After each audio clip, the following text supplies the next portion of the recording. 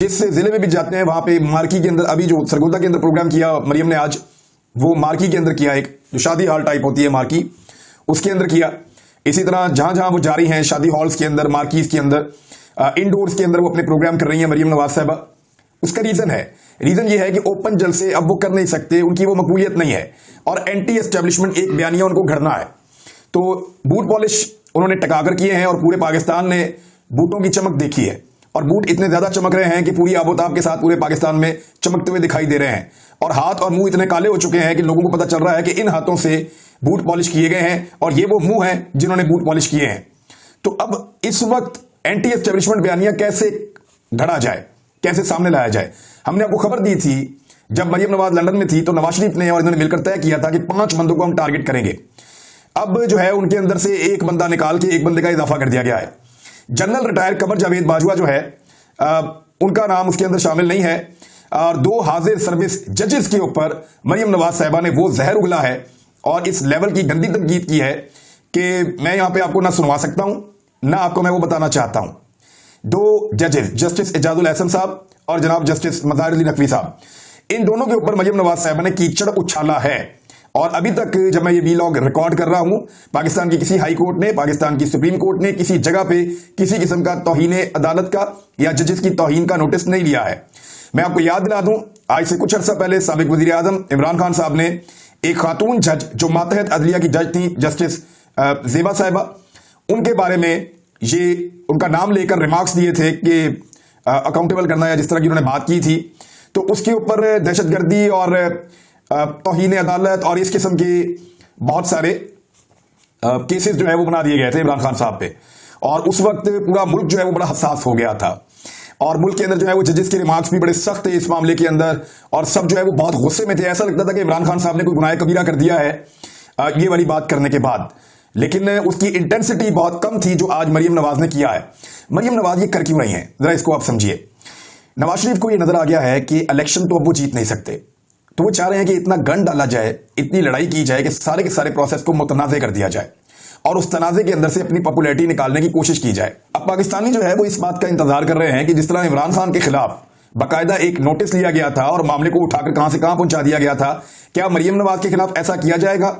तो मेरा जाती तौर पर जवाब है कि उस तरह नहीं किया जाएगा। अगर कोई नोटिस हुआ या कोई चीज हुई भी तो बहुत मामूली होगी। इमरान खान को तो यहां तक मजबूर किया गया कि वो जज साहिबा की अदालत में गए और जाकर उन्होंने पर्सनली वहां पर खड़े होकर माफी मांगी, लेकिन उसके बावजूद उनकी जान नहीं छूटी।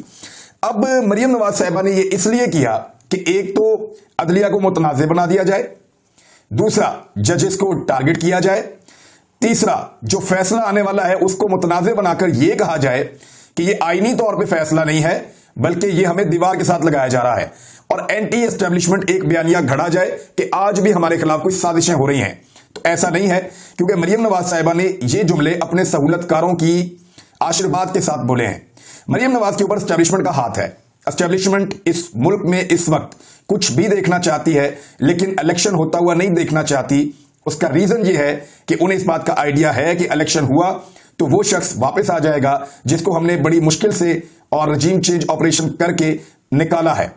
और उसके बदले में पूरी कौम ने हमें बदुआएं भी दी हैं, पूरी कौम ने हमें गालियां भी दी हैं और पूरी कौम ने हमें मुख्तलिफ अलकाबात से नवाजा भी है और हमारी बड़ी तौहीन और बड़ी बदनामी हुई है पूरी दुनिया के अंदर। अब एस्टेब्लिशमेंट कैसे बर्दाश्त कर सकती है कि वो शख्स जिसको निकालने के बाद इतने बुरे हालात के अंदर वो अपनी जिंदगी गुजार रहे हैं वो उसको इतने आराम से वापस आने दें। तो मरियम नवाज के खिलाफ कार्रवाई क्यों नहीं होगी, उसका रीजन अब आपको समझ आ जाना चाहिए और होगी तो बड़ी खफीफ सी, बड़ी मामूली सी होगी। तो क्या मरियम नवाज को या नवाज शरीफ को बुलाकर कोई पूछेगा कि आपने जजेस के बारे में ये कहा,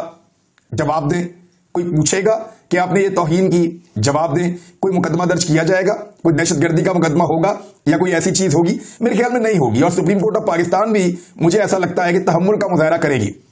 उसका जो एक बड़ा रीजन मुझे समझ आता है बतौर एक सहाफत के तालिब इल्म के, मुझे ऐसा लगता है कि सुप्रीम कोर्ट ये कोशिश करेगी कि वो इस तनाजे में अपने आप को फंसाने की बजाय, यानी जिस तनाजे में जानबूझकर उनको घसीटा जा रहा है और उनको कंट्रोवर्शियल करने की कोशिश की जा रही है, वो अपने आप को इस कंट्रोवर्सी से और इस तनाजे से बचाने के लिए सुप्रीम कोर्ट ऑफ पाकिस्तान आईनी मामला के ऊपर तवज्जो देगी।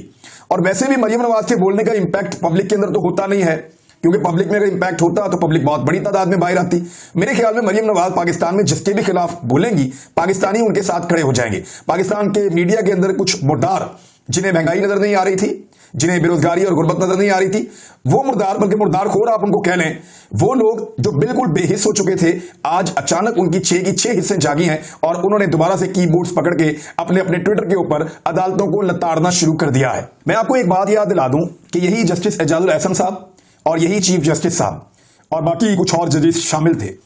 इन्हीं जजेस ने डिप्टी स्पीकर कासिम सूरी की रूलिंग के खिलाफ एक फैसला दिया था और उस वक्त यही जजेस पीएमएलएन को लग रहा था कि इंसाफ का बोलबाला कर रहे हैं और उन्होंने कहा था कि आइन की जीत हो गई और आईने पाकिस्तान के मुताबिक सुप्रीम कोर्ट ऑफ पाकिस्तान ने एक बेहतरीन फैसला दिया है। यही जजेस जब मुतफिका तौर पे वो फैसला दे रहे थे तो पीएमएलएन को कोई एतराज नहीं था, लेकिन आज जब यही जजेस दोबारा आइन के मुताबिक इंतखाबात की तरफ जाने की बात कर रहे हैं तो पीएमएलएन को एतराज है। इन्हें जो और उस वक्त देखे ना,